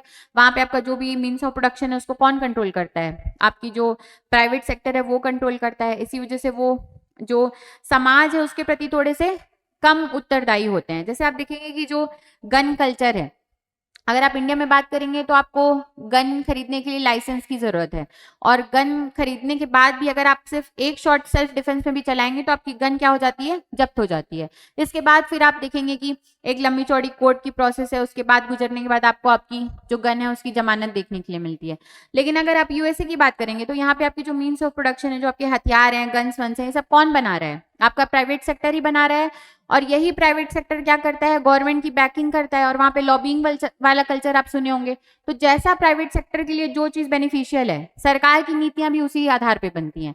जैसे अगर यूएसए में गन कल्चर है, आपने देखा होगा कि छोटे छोटे बच्चे क्या करते हैं, अपनी मैडम को स्कूल में गोली वोली मार देते हैं। बहुत ज्यादा आप न्यूज देखे होंगे कि मतलब वहां पे आप जैसे सब्जी बाजी खरीद सकते हैं उस तरह से आप गन वन भी खरीद सकते हैं, मतलब आपको किसी लाइसेंस की रिक्वायरमेंट नहीं है। तो अगर आप यहाँ पे लाइसेंस लगा देंगे मान लीजिए यूएसए जैसी कंट्री में, तो फिर वो जो आपके गन वगैरह है उसका जो सेल है वो क्या होगी, कम होगी। कम होगी तो फिर जो आपके प्राइवेट सेक्टर है उसका प्रॉफिट क्या होगा, कम होगा। तो इस वजह से जो वहां की कैपिटलिस्ट इकोनॉमी है, मतलब जो पूंजीवादी है, वही क्या करते हैं, आपके पूरे मीन्स ऑफ प्रोडक्शन को आपके रन करते हैं और सरकार को भी उसी तरह से इन्फ्लुएंस करते हैं। तो देखिए वो समाज के प्रति थोड़े से कम उत्तरदायी हैं। तो वहां पे आपके गन को लेके कितनी भी आपकी दुर्घटना हो जाए, वहां पे कभी लाइसेंस नहीं आएगा, वो जो चीज चल रही है वो चल ही रही है। लेकिन अगर आप भारत जैसे देशों की बात करें तो यहाँ पे आपकी मिक्स्ड इकोनॉमी है, सोशलिस्ट मॉडल है, यहाँ पे हम थोड़ा सा समाज के बारे में भी सोचते हैं। यहाँ हम सिर्फ और सिर्फ प्रॉफिट ओरिएंटेड काम नहीं करते हैं, मतलब उस जो हम प्रॉफिट मेकिंग कोई अगर काम कर भी रहे हैं उसका अगर समाज के ऊपर नेगेटिव प्रभाव पड़ रहा है तो वहां पे गवर्नमेंट उसको रेगुलेट करने की कोशिश करती है। इस वजह से लाइसेंसिंग वगैरह की प्रोसेस है। तो हमारे यहाँ अगर आप देखेंगे तो मिक्स्ड इकोनॉमी का मॉडल है, ठीक है, मिश्रित अर्थव्यवस्था का मॉडल है। बस मैंने ये गन वाले एग्जाम्पल से आपको समझने के लिए बताया है, बहुत सारे बच्चों को कैपिटलिस्ट और सोशलिस्ट में बेसिक अंतर नहीं पता होता है इसलिए। चलिए फिर देखते हैं। IPR 1948 divided industries into 4 categories based on the level of state control. अब ये जो आपकी 1948 की आपकी इंडस्ट्रियल पॉलिसी है, इसमें इन्होंने 4 तरह से आपकी इंडस्ट्रीज है उनको डिवाइड किया है। पहली तो आपकी ऐसी होंगी जो कि आपकी बिल्कुल स्ट्रेटेजिक इंडस्ट्रीज होंगी, जैसे आपकी रेलवेज हो गई, जो न्यूक्लियर एनर्जी का हम प्रोडक्शन करते हैं, जिसको केवल और केवल कौन कंट्रोल करेगा, आपकी गवर्नमेंट कंट्रोल करेगी। दूसरी आपकी क्या हो गई, बिल्कुल जो उसको कंप्लीटली प्राइवेट सेक्टर आपका कंट्रोल करेगा, ठीक है, जैसे रिलायंस हो गया आपका, टाटा हो गया, ये जो भी अपने प्लांट वगैरह स्टेब्लिश करते हैं, तो कुछ ऐसे सेक्टर्स हैं जहाँ पे ये अपनी मनमर्जी से जैसे भी रूल्स वगैरह है चला के अपनी इंडस्ट्री या कंपनी रन कर सकते हैं। फिर तीसरा आपका मॉडल आता है जहाँ पे गवर्नमेंट और प्राइवेट दोनों मतलब अपने अपने लेवल पे, जैसे आप आयरन एंड स्टील इंडस्ट्री की बात करें 1948 के समय की मैं बात कर रही हूँ, तो सरकार भी उस चीज को रन कर सकती है और प्राइवेट सेक्टर की जो कंपनियां हैं वो भी अपना, जैसे टाटा आयरन स्टील की बात करें तो प्राइवेट वाला वो प्लांट है, तो वो भी अपना प्लांट साथ साथ चला सकता है। फिर चौथा आपका जो सेक्टर है वो ऐसा है जहां पे रन तो आपका प्राइवेट सेक्टर ही करेगा, लेकिन जो उसकी रेगुलेशन है, जो उसकी नियम कानून है, वो कौन बनाएगी? आपकी गवर्नमेंट बनाएगी। ठीक है, तो इस तरह से चार आपकी कैटेगरीज थी 1948 की। अगर हम रेजोल्यूशन की बात करें, मतलब आपकी जितनी भी अभी तक में इंडस्ट्रियल पॉलिसी आई है उसमें से जो आपकी इंपॉर्टेंट है मैंने वहीं से क्वेश्चन लिए, तो ये आपको बेसिक पता होना चाहिए, उस टाइम के लिए है, अगर पूछ देगा तो बस मैंने बता दिया है। ठीक, चलिए, तो पहला स्टेटमेंट भी आपका बिल्कुल सही है और दूसरा भी बिल्कुल सही है, तो आपका सही कथन क्या हो जाएगा? एक और दो दोनों। ठीक, चार टाइप्स कौन कौन से मैंने डिस्कस कर लिए हैं आपसे। चलिए, किस औद्योगिक नीति को अक्सर भारत का आर्थिक संविधान कहा जाता है? अब हो सकता है कि जिन लोगों ने नहीं पढ़ा है वो औद्योगिक नीति 1991 को लगा दें, लेकिन आपकी जो इंडस्ट्रियल पॉलिसी 1991 ये आपका आर्थिक संविधान नहीं है। संविधान किसको कहते हैं हम? संविधान उसको कहते हैं जो आपकी अर्थव्यवस्था, जैसे हम अब अगर हम पॉलिटी के ही संविधान की बात करें तो क्या है, हमारा मूल ढांचा है जो हमको बेसिक रूल्स बता रहा है कि इस हिसाब से क्या होगा, हमारा जो देश है वो गवर्न करेगा। तो उसी तरह से अगर आप देखिए, अगर नहीं पता है तो क्वेश्चन छोड़ दीजिए, लेकिन हो सकता है बहुत लोग ब्लाइंडली 1991 को गैस कर लें, जो कि गलत आंसर है। इसमें आपकी जो इंडस्ट्रियल पॉलिसी 1956 की है, ठीक है, ये इसको हम क्या कहते हैं? इकोनॉमिक कॉन्स्टिट्यूशन ऑफ इंडिया कहते हैं, क्योंकि यही जो आपकी पॉलिसी है, पहले तो आपकी 1948 वाली पॉलिसी है जिसमें हमने मिक्स्ड इकोनॉमी की बात करी, इंडस्ट्रीज को चार पार्ट में डिवाइड किया। फिर आपकी इंडस्ट्रियल पॉलिसी 1956 की आती है और इसमें जो आपके रूल्स एंड रेगुलेशन बताए जाते हैं कि आपके 1991 तक क्या कर सकते हैं, क्या करते हैं, आपकी देश की जो अर्थव्यवस्था है, जिस तरह से आपकी इकोनॉमी को फ्लरिश करना चाहिए, उसकी जो पॉलिसी बनाती है वो आपकी 1956 वाली पॉलिसी है। इस वजह से इसको हम क्या बोलते हैं? इकोनॉमिक कॉन्स्टिट्यूशन ऑफ इंडिया बोलते हैं। ठीक है, और कोई रीजन नहीं है, बस आप एक लाइन में ध्यान रखिएगा, 1956 इसका आंसर है। चलिए, कोई भी स्पेसिफिक आपकी पॉलिसी, उसके बारे में जो आपके इंपॉर्टेंट पॉइंट है वही हम पढ़ रहे हैं, बाकी अननेसेसरी चीजें हमको नहीं पढ़नी है। चलिए, अगले क्वेश्चन पे आते हैं। निम्नलिखित कथनों पर विचार कीजिए। भार ह्रास उद्योग आमतौर पर कच्चे माल के स्रोत के पास स्थित होते हैं। Weight losing industries are generally located near the source of raw materials. Weight losing industries वो होती हैं जिनमें आपके रॉ मटेरियल का वेट ज्यादा है, लेकिन आपका जो फाइनल प्रोडक्ट है उसकी अगर आप बात करें तो रॉ मटेरियल कंपेरेटिवली क्या हो जाएगा, वो उसका वेट कम हो जाएगा। जैसे आप स्टील प्रोडक्शन की बात करें तो जो आयरन एंड स्टील प्लांट आपके जहां पे स्टेब्लिश होते हैं, तो अगर मुझे 1 टन आपका स्टील बनाना है, मुझे अगर 1 टन क्या करना है, स्टील का प्रोडक्शन करना है, तो मुझे जो रॉ मटेरियल लगेगा वो लगभग लगभग 6 टन का रॉ मटेरियल लगेगा। तो बताइए 6 टन के रॉ मटेरियल से केवल और केवल 1 टन के स्टील का प्रोडक्शन हो रहा है, तो वेट में जो ह्रास है वो आ रहा है ना, वेट को क्या कर रहा है, आपको जो फाइनल प्रोडक्ट लूज कर रहा है। तो इस वजह से आपकी जो इंडस्ट्रीज है वो जनरली कहाँ पे स्टेब्लिश की जाती है, जहां के आसपास आपका क्या हो, रॉ मटेरियल का सोर्स हो, क्योंकि इतना हैवी रॉ मटेरियल आपको लाने के लिए सोर्स वाले रीजन से फैक्ट्री तक में जो आपकी ट्रांसपोर्ट कॉस्ट है वो भी बहुत ज्यादा आएगी। तो ट्रांसपोर्ट कॉस्ट को आपकी बचाने के लिए जो आपकी वेट लूज इंडस्ट्रीज होती हैं उनको कहाँ स्टेब्लिश किया जाता है, जहां पे आपके रॉ मटेरियल होते हैं। जिसका एग्जाम्पल क्या है, आयरन स्टील इंडस्ट्री, जो भी आपकी हैवी इंडस्ट्रीज हैं, एल्यूमिनियम इंडस्ट्री हो गई, जहां पे हम आपके जो थर्मल पावर प्लांट्स हो गए, ये सब किस में आएंगे, आपके हैवी इंडस्ट्रीज में आएंगे। ठीक है, ये रॉ मटेरियल के पास ही स्टेब्लिश होंगे। तो पहला स्टेटमेंट आपका बिल्कुल सही है कि weight losing industries are generally located near the source of raw materials. दूसरा देखिए, footloose industries are highly dependent on bulky raw materials, ये आपका बिल्कुल गलत है, नाम से ही समझ में आ रहा है। फूड लूज इंडस्ट्रीज को आपके स्वतंत्र उद्योग या स्वच्छंद उद्योग कहते हैं। ये जो आपकी इंडस्ट्रीज हैं, जैसे आपकी आईटी कंपनी हो गई, ठीक है, जो आपकी आईटी इंडस्ट्रीज हो गई, जैसे बेंगलोर की बात करें, फिर जो आपके असेंबलिंग वाले प्लांट्स हैं जहाँ पे आपके मोबाइल फोन वगैरह असेंबल होते हैं, जो आप रेडमी का फोन देखते हैं, आपका मेक इन इंडिया कहीं पे लिखा रहेगा, लेकिन इसके जो पार्ट्स वगैरह है ये सब आ रहे हैं कहाँ से, फॉरेन से ही आ रहे हैं, बस यहाँ पे क्या हो रही है, उसकी असेंबलिंग हो रही है। तो वो जो प्लांट है आपके, इस तरह की जो आपकी फूड लूज इंडस्ट्रीज है, वो बेसिकली रॉ मटेरियल के ऊपर बहुत ज्यादा डिपेंडेंट नहीं है। इनका जो रॉ मटेरियल है इतना ज्यादा हैवी नहीं है कि उसमें उनको बहुत ज्यादा ट्रांसपोर्टेशन की कॉस्ट लगे। तो ये जनरली आपके जो मार्केट के बहुत ज्यादा पास वाले रीजन है वहां पे स्टेब्लिश होगी। जहां पे उनको हाई स्किल्ड आपके लेबर्स मिलेंगे वहां पे इनका स्टेब्लिशमेंट होगा। ठीक है, जैसे अगर आपका मोबाइल फोन के असेंबलिंग का मान लीजिए कोई प्लांट लगा है तो ऐसी जगह में लगा रहेगा जहां पे हम यहाँ पे प्लांट बनाए और फिर मार्केट के पास हो तो यहीं से हम उसको भेज दें। ठीक, फिर आप देखेंगे जैसे आईटी इंडस्ट्री की बात करें उसका एग्जाम्पल है तो आप बेंगलोर को देखेंगे, उसको सिलिकॉन वैली ऑफ इंडिया कहते हैं।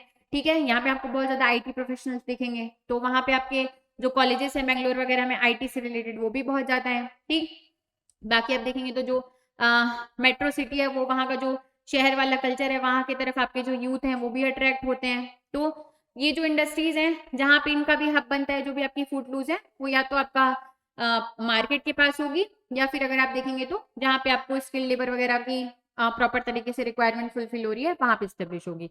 तो उम्मीद है आपको ये वाला टॉपिक क्लियर हो गया होगा। तो देखिए सेकंड स्टेटमेंट गलत हो गया, थर्ड में आइए, footloose industries can be located in any region with good communication and skilled labour. बिल्कुल सही है, आप इस इंडस्ट्री को कहीं भी लोकेट कर सकते हैं, सिर्फ ये रॉ मटेरियल के पास एस्टेब्लिश हो ऐसा जरूरी नहीं है, ऐसी कोई बाध्यता नहीं है। ये बाध्यता कहाँ पे है, जो आपके वेट लूजिंग इंडस्ट्रीज है वहां पे होती है। ठीक, तो यहाँ से आपका क्या आंसर सही हो जाएगा, 1 और 3, option C is the right answer. ये हमेशा देखते हुए चलिएगा क्या पूछ रहा है, कौन सा सही है कि गलत है। आगे बढ़ते हैं, निम्नलिखित में से कौन सा स्वतंत्र उद्योग है, बताइए। जो शुगर इंडस्ट्री है क्या वो स्वतंत्र उद्योग है, फूड लूज इंडस्ट्री है, नहीं। शुगर इंडस्ट्री के लिए आपको जो शक्कर आपकी कितनी हल्की होती है, और अगर शुगर केन की बात करें तो शुगर केन आपका कितना भारी होता है। तो जनरली देखिए जो आपकी शुगर इंडस्ट्री है उसके आसपास जहां पे आपके शुगर केन का कल्टीवेशन हो रहा होगा वहीं पे आपकी शुगर इंडस्ट्री स्टेब्लिश होगी, क्योंकि शुगर केन में एक और रिक्वायरमेंट है कि शुगर केन आपका पेरिशेबल मटेरियल है, बहुत जल्दी खराब हो जाता है, और गन्ने को आप जितनी देर तक रखेंगे वो उतना ही क्या होगा, उसका जो सुक्रोज का कंटेंट है जो कि मेन शक्कर के लिए आपका क्या है, रॉ मटेरियल है, तो आपका सुक्रोज का कंटेंट उसमें क्या होने लगता है, धीरे धीरे कम होने लगता है। इस वजह से गन्ने की जो फसल है उसको तुरंत काटा जाता है और फिर तुरंत प्लांट में जो शक्कर की मैन्युफैक्चरिंग वगैरह है उस प्रोसेस में डाल दिया जाता है। तो एक तो पेरिशेबल होना भी रीजन है कि वो जल्दी आपका खराब होने वाला पदार्थ है। दूसरा अगर आप देखेंगे तो ये भी आपका मतलब आप इतना लंबे मतलब आप उसको शुगर इंडस्ट्री को कहीं पे भी नहीं स्टेब्लिश कर सकते कि गन्ना आपका फिर 5-6 दिन में 10 दिन में पहुंच जाए, तब तक में वो बिल्कुल सूख ही जाए। तो जो आपकी शुगर इंडस्ट्री है वो कैसी है, आपकी वेट लूजिंग इंडस्ट्री है, मतलब ये रॉ मटेरियल के पास ही स्टेब्लिश की जाएगी। ठीक है, लौह इस्पात संयंत्र का हम देख लिए हैं कि आयरन ओर की आपकी रिक्वायरमेंट है, कोल की रिक्वायरमेंट है, लाइमस्टोन की रिक्वायरमेंट है, मैग्नीज की रिक्वायरमेंट है, ये सब आपकी उसी रीजन में होगी। जो एल्यूमिनियम स्मेल्टर है ये भी आपकी ऐसी जगह में ही बनते हैं जहाँ पे आपका बॉक्साइट की आपकी खदान हो। ठीक है, बॉक्साइट इसका आयरन हो रहा है, फिर जहाँ पे आपकी जो वाटर है ना, क्योंकि जो एल्यूमिनियम स्मेल्टर है ये आपकी इलेक्ट्रिसिटी इंटेंसिव इंडस्ट्री है, इसमें आपकी जो इलेक्ट्रोलिसिस प्रोसेस होती है उसी से एल्यूमिनियम का प्रोडक्शन होता है, और फिर वो इलेक्ट्रोलिसिस की प्रोसेस करवाने के लिए हमको क्या डायरेक्ट करंट की जरूरत है, और डायरेक्ट करंट आपकी मतलब उस जो आपका प्लांट है जहाँ पे एल्यूमिनियम की स्मेल्टिंग हो रही है उनके पास अपना कैप्टिव पावर प्लांट होना चाहिए, या फिर पास में ही कोई पावर प्लांट हो, मतलब पावर की रिक्वायरमेंट बहुत ज्यादा होती है। ठीक, तो ये भी आपका स्वच्छंद उद्योग नहीं है, आप कहीं पे भी स्टेब्लिश नहीं कर सकते, जहां पे रिक्वायरमेंट फुलफिल होगी वहीं पे आप करेंगे। ठीक है ना, तो ये भी हो गया, तो आपका 3 ऑप्शन आप एलिमिनेट करेंगे तो लास्ट में क्या बचता है आपकी आईटी सेवा कंपनी, आईटी सर्विस कंपनी। यहाँ पे आपको एग्जैक्टली रॉ मटेरियल की आपको नहीं देखनी पड़ेगी, यहाँ पे बस आपको ये देखना है कि कहाँ पे आपका स्किल्ड लेबर है, कौन सा आपका ऐसा स्टेट है जो इस सेक्टर से रिलेटेड जो भी आपकी पॉलिसीज वगैरह है उसमें थोड़ा सा उसकी जो पॉलिसीज है वो लिबरल है, यही देख के आप इसका स्टेब्लिशमेंट करते हैं। ठीक, जनरली शहरों में देखिए सब होता है। चलिए आगे बढ़ते हैं, the oldest industrial region of India is, Bharat का सबसे पुराना औद्योगिक क्षेत्र कौन सा है।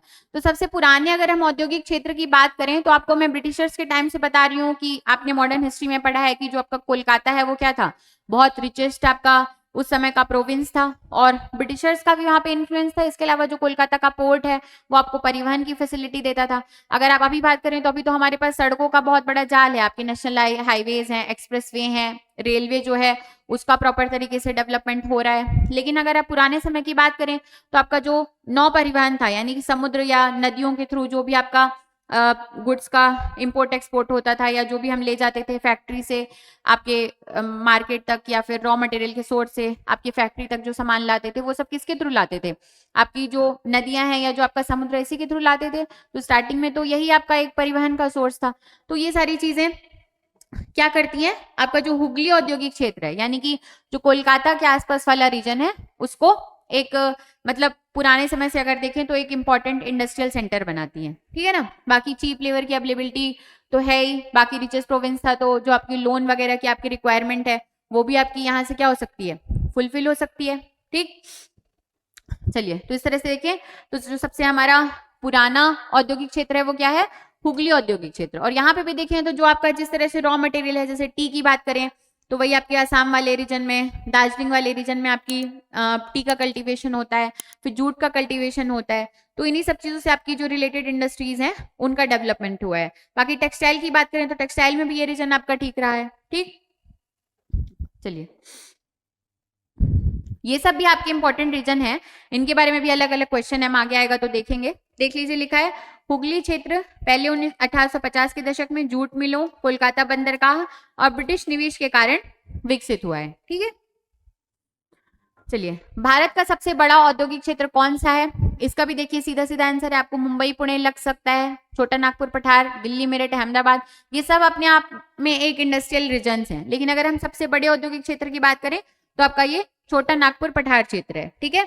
यहाँ पे आपकी जितनी भी जो हैवी इंडस्ट्रीज हैं, आयरन एंड स्टील प्लांट हो गया आपका, कोल से रिलेटेड जो आपके थर्मल पावर प्लांट्स हो गए, ये सारी चीजें, आपकी जो एल्यूमिनियम इंडस्ट्री है, ठीक। तो ये सारी चीजों का आपको यहाँ पे एक बहुत सघन क्षेत्र देखने के लिए मिलता है।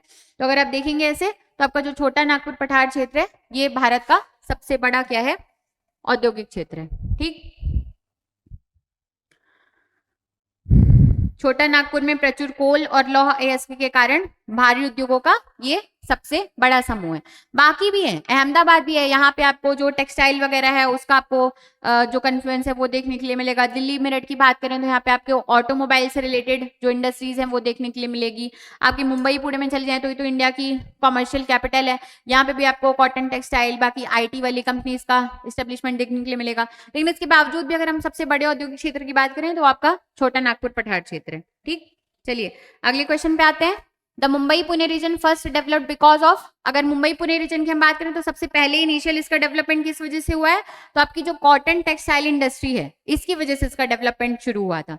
अगर हम बात करें मुंबई पुणे वाले रीजन की तो आपका जो डेक्कन ट्रैप वाला रीजन है, जिसमें आपका थोड़ा पोर्शन गुजरात का, थोड़ा महाराष्ट्र का, नॉर्दर्न कर्नाटका का, हल्का फुल्का पोर्शन आपके तेलंगाना का आता है, ये वाला रीजन जो है ये आपकी बसाल्टिक लावा से निर्मित है। और ये जो बसाल्टिक लावा है इसी के आपके अपक्षय से यानी कि वेदरिंग से आपकी ब्लैक सॉइल का डेवलपमेंट हुआ है। और ये जो ब्लैक सॉइल है जिसको हम ब्लैक कॉटन सॉइल भी कहते हैं, काली कपास मृदा भी कहते हैं, ये जो आपकी सॉइल है ये कॉटन के कल्टीवेशन के लिए बहुत बेनिफिशियल है।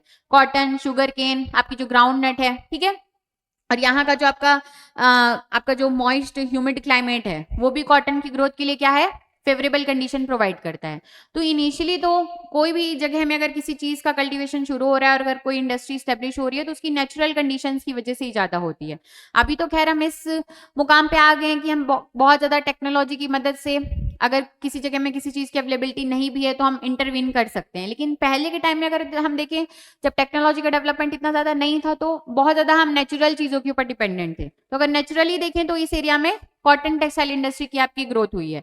बहुत एक लार्ज पॉपुलेशन का भी इन स्टेट्स में आपके चंक है। और आपकी जो कॉटन टेक्सटाइल इंडस्ट्री है बहुत ज्यादा जो मतलब नंबर ऑफ एम्प्लॉयज है इनको कैटर करती है। एग्रीकल्चर के बाद अगर हम देखें तो सेकंड जो लार्जेस्ट सोर्स ऑफ एम्प्लॉयमेंट है वो आपका कॉटन टेक्सटाइल इंडस्ट्री है, ठीक है। तो अगर आप देखें तो फर्स्ट जो डेवलप हुआ है ये कॉटन टेक्सटाइल इंडस्ट्री की वजह से हुआ है। फिर अगर बाद में देखें तो ऑटोमोबाइल का भी यहाँ पे डेवलपमेंट आपको देखने के लिए मिलेगा, केमिकल का भी मिलेगा, IT का भी मिलेगा, ऑयल वाला भी देखने के लिए मिलेगा। जो आपका मुंबई हाई रीजन है वहां से ऑयल का एक्सप्लोरेशन होता है, ठीक। चलिए आगे बढ़ते हैं। जो मैं आपको बताई हूँ यही है, मुंबई काली कपास मृदा, मुंबई काली कपास मिट्टी की पट्टी, नम जलवायु और बंदरगाह के कारण भारत के सूती वस्त्र का केंद्र बन गया। मतलब आप देखेंगे तो पुराने टाइम में यहीं से आपका जो कॉटन वगैरह है इसका प्रॉपर जो फाइन क्लोथ्स है आपके एक्सपोर्ट भी होते थे, कहाँ पे, लंदन वगैरह में, ठीक है। वो जो एक ब्रिटेन की लेडी थी, आपने मॉडर्न हिस्ट्री में पढ़ा होगा कि उसने जो गुड क्वालिटी का हैंडमेड कॉटन का रुमाल लिया हुआ था और फिर उसमें उसके ऊपर फाइन लगाया गया था। तो जो इंडिया का कॉटन है ये पूरे वर्ल्ड में फेमस था और बहुत एक्सपोर्ट होता था यहाँ से। फिर जब ब्रिटेन के आपके मशीन मेड गुड्स बनने लगे जो कि थोड़ा सा चीपर थे, तब फिर हमारे यहाँ की जो हैंडीक्राफ्ट कॉटन की इंडस्ट्री है इसका आपके थोड़ा सा डिक्लाइन होता है, ये सब आप हिस्ट्री में पढ़ते हैं, लेकिन इनिशियली देखें तो आपका कॉटन टेक्सटाइल इंडस्ट्री का इस रीजन में डेवलपमेंट देखने के लिए मिलता है। चलिए अगला देखिए, बेंगलुरु तिरुपति क्षेत्र प्रसिद्ध है। अब मान लीजिए तिरुपति के बारे में आपको नहीं भी पता है, तो बेंगलुरु के बारे में तो पता है ना कि इसको सिलिकॉन वैली ऑफ इंडिया कहते हैं, या आईटी इंडस्ट्री के लिए फेमस है, तो यहाँ से आप सीधे सीधे आंसर पे आ सकते हैं। जूट मिल के लिए आपका ईस्टर्न जो पूर्वी भारत का जो भाग है, वहां के जो देश है आपके, कोलकाता हो गया, फिर आपका उड़ीसा हो गया, बिहार हो गया, ये सब फेमस है। आपका जो बेंगलुरु तिरुपति क्षेत्र है ये आईटी और इलेक्ट्रॉनिक्स के लिए फेमस है। लौह और इस्पात की बात करें तो आपका अगर आप देखेंगे तो जो आपकी छोटा नागपुर प्लेटू वाला बेल्ट है, ठीक है, छत्तीसगढ़ हो गया, उड़ीसा हो गया, झारखंड हो गया, एमपी का थोड़ा पोर्शन हो गया, यहाँ पे आपको इसका डेवलपमेंट देखने के लिए मिलता है। बाकी अगर फर्टिलाइजर्स की बात करें तो जहाँ पे आपकी रिफाइनरीज स्टेब्लिश होती हैं, ऑयल रिफाइनरीज आपकी जहाँ जहाँ पे हैं, वहां पे आपको उसके आसपास रिफाइनरी जो है ये आपकी जो आपका फर्टिलाइजर है, जो आपकी एंसिलरी इंडस्ट्री डेवलप होती है ना, मान लीजिए कोई एक मेजर उद्योग है, उसके साथ में उसका जो बाय प्रोडक्ट निकल रहा है, उससे जो आपके अन्य छोटे मोटे उद्योग आसपास एस्टेब्लिश होते हैं, उसमें आप फर्टिलाइजर को ले सकते हैं, जो कि आपकी ऑयल रिफाइनरी की एंसिलरी इंडस्ट्री है। ठीक, तो यहाँ से आपका आंसर क्या हो जाएगा, आईटी एंड इलेक्ट्रॉनिक्स। चलिए आगे बढ़ते हैं। Bengaluru is the Silicon Valley of India, known for IT, biotech and electronics.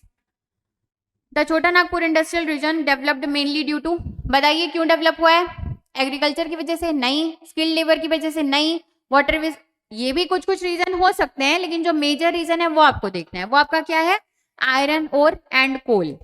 ठीक है, आपका जो झरिया, तालचेर, बोकारो, रानीगंज वाला एरिया है, ये सब आपके गुड क्वालिटी कोल के लिए फेमस है। नुआ मुंडी की बात करेंगे तो यहाँ पे आपको आयरन ओर मिल जाता है। ठीक, ये देखिए लौह अयस्क कहाँ से, सिंहभूम से, और कोल जो है वो आपको कहाँ से, झरिया से, की उपस्थिति इस्पात और भारी उद्योगों के लिए आदर्श बनाती है। चलिए, अहमदाबाद वडोदरा क्षेत्र प्रसिद्ध है किसके लिए, अहमदाबाद और वडोदरा रीजन की अगर आप बात करें तो यहाँ पे आपको जो आपके जो ऑन शोर ऑयल के जो कुएं हैं, है ना, जैसे जो आपके समुद्र में आपको ऑफ शोर, जैसे मुंबई हाई की बात करें तो आपका ऑफ शोर ऑयल रीजन है वो, मतलब कि समुद्र में है वो। ऑन शोर की बात करें तो जो आपका लैंड में है। तो अगर हम वडोदरा की बात करें तो यहाँ पे आपको ऑयल रिफाइनरीज का भी स्टेब्लिशमेंट देखने के लिए मिलेगा इस रीजन में। जामनगर में आपकी बहुत बड़ी ऑयल की रिफाइनरी है, और इसके अलावा आप देखेंगे तो जो आपके ऑन शोर जो ऑयल के कुएं हैं, तेल जहां से निकाला जाता है, वो भी रीजन इसके आसपास है। तो अगर आप देखेंगे तो ये आपका पेट्रोकेमिकल्स के लिए फेमस है। अगर हम ऑयल की बात करें तो हमारी मान लीजिए 100 लीटर तेल की रिक्वायरमेंट है, तो हम 80% अभी भी क्या करते हैं, इंपोर्ट करते हैं। लेकिन जो 20% है, 20 लीटर जो तेल है वो हम अभी भी अपने यहाँ लोकली प्रोड्यूस कर लेते हैं। उसमें आपका मुंबई हाई जो है आपका, ये सर्वाधिक इसका कंट्रीब्यूशन है। इसके बाद आप देखेंगे तो आपके जो ऑन शोर फील्ड है, जैसे आपका असम का दिग्बोई हो गया, अंकलेश्वर हो गया, गुजरात का, राजस्थान के कुछ क्षेत्र हो गए, यहाँ से आपको ऑयल मिलता है। ठीक है, तो जो अहमदाबाद वडोदरा रीजन है ये मेनली आपके पेट्रोकेमिकल्स के लिए फेमस है। इसके बाद अगर आप देखेंगे तो जो अहमदाबाद है इसको मैनचेस्टर ऑफ इंडिया कहते हैं, आपकी कॉटन टेक्सटाइल के लिए भी फेमस है। लेकिन जब अहमदाबाद वडोदरा रीजन की ऐसी बात करेगा तो आपको पेट्रोकेमिकल ही लेना है। ठीक, पेट्रो रसायन। Vadodara has major refineries leading to petrochemical, fertiliser and chemical industries. देखिए जहां पे आपके पेट्रोकेमिकल इंडस्ट्री, यहीं पे आपको फर्टिलाइजर फैक्ट्री भी देखने के लिए मिल रही है, क्योंकि उसी का जो बाय प्रोडक्ट है उसी से फिर आपके फर्टिलाइजर वगैरह बनते हैं। इसके अलावा जो आपकी प्लास्टिक है, प्लास्टिक जो भी आपका बनता है इंडिया में, वो भी आप देखेंगे कि जहां पे आपकी ऑयल रिफाइनरीज होती हैं उसी के आसपास बनता है। आप जैसे आपकी जो कॉप वगैरह की मीटिंग होती है ना, इसमें आप देखिएगा जो यूएसए है और आपका सऊदी अरेबिया है, ये सब क्या है, ऑयल पे बेस्ड आपकी इकोनॉमी है। ऑयल को एक्सपोर्ट करने से इनका बहुत ज्यादा जो बिजनेस है वो चलता है, जो इकोनॉमी इनकी फ्लरिश कर रही है मेनली ऑयल के ऊपर डिपेंडेंट है। और इनके यहाँ ऑयल, जो क्रूड ऑयल का प्रोडक्शन हो रहा है वो तो ठीक है, लेकिन जो इनके यहाँ भी एंसिलरी इंडस्ट्री है, जैसे प्लास्टिक हो गया, तो प्लास्टिक वगैरह भी इनके यहाँ क्या है, बहुत मतलब अच्छी मात्रा में ये बनाते हैं और इसका एक्सपोर्ट करते हैं। इस वजह से जब भी प्लास्टिक बैन करने की बात आती है तो ये कंट्रीज हिचकिचाती हैं, ये बहुत ज्यादा बढ़ चढ़ के इसके बारे में बात नहीं करती, क्योंकि उनको पता है कि ये बहुत ज्यादा इसके ऊपर क्या है, निर्भर करते हैं। तो नहीं चाहेंगे कि ये वाली चीज को हम बैन करें, फिर हमारा जो उद्योग धंधे हैं वो थोड़े से चौपट हों। ठीक, चलिए आगे बढ़ते हैं। Which region is famous for sports goods and cycles. एक एक लाइन में ध्यान रखिएगा। आपने जो धोनी वाली मूवी में आपका जो हीरो है वो देखिएगा, बैट जिससे बनवाता रहता है वो आदमी आपका पंजाबी रहता है। मतलब आपके जो आपके बैट वगैरह है ना, जो कि आपके स्पोर्ट्स गुड्स वगैरह हैं, साइकिल्स वगैरह है, उसका अगर आप देखेंगे तो जो बेल्ट है वो आपको लुधियाना वाले क्षेत्र के आसपास देखने के लिए मिलेगा। बस ऐसे ही मैं धोनी वाली मूवी का आपको एक रेफरेंस ले रही हूँ, जिससे आपको वो पंजाबी वाला आदमी ध्यान आ जाए और कभी अगर क्वेश्चन आए तो आप उसको टिक कर लें। ठीक, तो which region is famous for sports goods and cycle? तो आपका लुधियाना और जलंधर वाला जो रीजन है ये आपके स्पोर्ट्स गुड्स के लिए बहुत ज्यादा फेमस है। ठीक, Ludhiana, Jalandhar, cycles and woollen. आपका जो लुधियाना है ये साइकिल्स और वुलन इंडस्ट्री के लिए फेमस है। वुलन के बारे में मैं आपको पढ़ाई थी कि जो आपकी रिक्वायरमेंट है ये हिली रीजन के थोड़ा सा पास है, नॉर्थ इंडिया के पास है, तो यहाँ पे आपका मार्केट बहुत बड़ा मिलता है, क्योंकि इस रीजन में क्या है, ठंडी ज्यादा पड़ती है, जिस वजह से ये वुलन का आपके वुलन क्लोथ का प्रोडक्शन करने, क्योंकि ये मार्केट इसको प्रोवाइड करता है। इसके अलावा देखें तो यही वाले आपके रीजन हैं जो हिली रीजन, जहाँ पे आपको शीप हो गई, मतलब भेड़ वगैरह हो गई, उसका लोग क्या करते हैं, पशुपालन करते हैं। तो जो आपको वुलन इंडस्ट्री के लिए जो आपको वूल चाहिए, फर चाहिए, रॉ मटेरियल की भी यहाँ पे सप्लाई आसानी से हो जाती है। बाकी आप इंडस्ट्री का डेवलपमेंट देखेंगे तो जनरली आपके प्लेन एरिया में देखने के लिए मिलता है, तो पंजाब आपका प्लेन एरिया भी है। अगर आप शीप वगैरह की बात करें तो जो भेड़ पालन करते हैं जो लोग, वो लोग थोड़ी सी हिल एरिया में रहते हैं, तो वहां पे इंडस्ट्री को डेवलपमेंट करने के लिए उतनी आपकी फेवरेबल कंडीशन देखने के लिए नहीं मिलती है। ठीक, तो लुधियाना वाला रीजन हो गया। जलंधर जो हो गया ये आपके स्पोर्ट्स गुड्स के लिए फेमस है, और ये आपको एक लाइट इंजीनियरिंग हब बनाते हैं। ठीक है ना, चलिए आगे बढ़ते हैं। दिल्ली मेरठ क्षेत्र प्रसिद्ध है, मैं आपको पहले भी बता चुकी हूँ। आपकी जो सुजुकी है, सबसे पहले सुजुकी का प्लांट आपके दिल्ली में ही लगा था। फिर आप होंडा की बात करें, उसका भी आपको प्लांट वहां देखने के लिए मिलता है। तो इस तरह से आप देखें तो जो आपका दिल्ली मेरठ वाला क्षेत्र है ये मेनली आपके ऑटोमोबाइल्स और विमानन के लिए, ऑटोमोबाइल्स एंड एविएशन के लिए फेमस है। क्यों? क्योंकि ये आपका नेशनल कैपिटल वाला रीजन है। आपको यहाँ पे जो आपका मार्केट है वो भी आपको बहुत ज्यादा पास पास के क्षेत्रों से मिलता है। इसके अलावा आप देखेंगे तो जो आपका स्किल्ड लेबर है वो भी आपको मिल जाता है। ठीक है, जो कम्युनिकेशन वगैरह, जो आपकी रोड नेटवर्क, सेल नेटवर्क हैं, ये भी आपके बहुत अच्छे खासे हैं, तो उसमें भी दिक्कत नहीं होती। तो इस तरह से देखें तो जो ऑटोमोबाइल इंडस्ट्री ये भी आपकी क्या है, फुटलूज इंडस्ट्री है। ठीक, चलिए देख लीजिए क्या लिखा है। एनसीआर में प्रमुख ऑटोमोबाइल प्लांट है मारुति सुजुकी का, होंडा का, और विमानन संबंधित क्या है, उद्योग है। ठीक है ना, चलिए अब देखते हैं किस क्षेत्र को भारत का रूर कहा जाता है। अब जो आपकी जर्मनी की रूर वैली है ये कोल के लिए, आयरन ओर के लिए बहुत ज्यादा फेमस है। तो ये पूछ रहा है कि भारत का रूर किसको कहेंगे। अब भारत में जहां पे कोल और आयरन ओर का जो बेल्ट होगा उसी को भारत का रूर कहेंगे। ठीक है, फिर उससे रिलेटेड जो आपके भारी उद्योग हैं, जैसे आपके थर्मल पावर प्लांट्स हो गए, आयरन एंड स्टील प्लांट हो गए, ठीक है, ये सब जहां पे स्टेब्लिश होंगे। तो देखिए मुंबई पुणे आएगा क्या इसमें? नहीं आएगा। हुगली आएगा? नहीं आएगा। लुधियाना आएगा? नहीं आएगा। आंसर क्या आ जाएगा? छोटा नागपुर औद्योगिक क्षेत्र। ठीक है, देख लीजिए, like Germany's Ruhr this region has coal, iron और बिग स्टील प्लांट्स, जैसे कि जमशेदपुर हो गया और बोकारो हो गया। इस वजह से इसको भारत का रूर कहते हैं, रूर वैली, RUHR। चलिए अगले क्वेश्चन पे आते हैं। With reference to India's position in global mineral and steel production consider the following statement. ऐसे क्वेश्चंस आपको आते हैं ना। ठीक है, कथन एक देखिए, भारत विश्व का चौथा सबसे बड़ा लौह अयस्क उत्पादक है। बिल्कुल सही है। कमेंट सेक्शन में कमेंट करके बताइए। अगर हम आयरन ओर की बात करते हैं तो इंडिया का लार्जेस्ट जो रिजर्व है वो कौन से स्टेट में है, और जो इंडिया का लार्जेस्ट प्रोड्यूसर है वो कौन सा स्टेट है। अगर आपको याद है तो अच्छी चीज है, अगर नहीं याद है तो मतलब आप रिवीजन प्रॉपर तरीके से नहीं कर रहे हैं। उसको जहां पे भी लिखे हैं वहां से उसको एक बार रिवाइज करिए। दूसरा देखिए, India rank second in crude steel production world wide after China. मतलब आपकी जो आयरन ओर है इसमें इंडिया की रैंक कैसी है? 4th है। लेकिन स्टील के प्रोडक्शन की अगर हम बात करें तो यहाँ पे इंडिया का जो स्थान है वो कैसा है? दूसरा है। किसके बाद? चाइना के बाद। तो ये भी स्टेटमेंट आपका क्या हो जाएगा? सही हो जाएगा। तो कथन 1 और कथन 2 दोनों क्या है? सही है। Option C is the right answer. आगे बढ़ते हैं, लास्ट क्वेश्चन पे आते हैं आज के।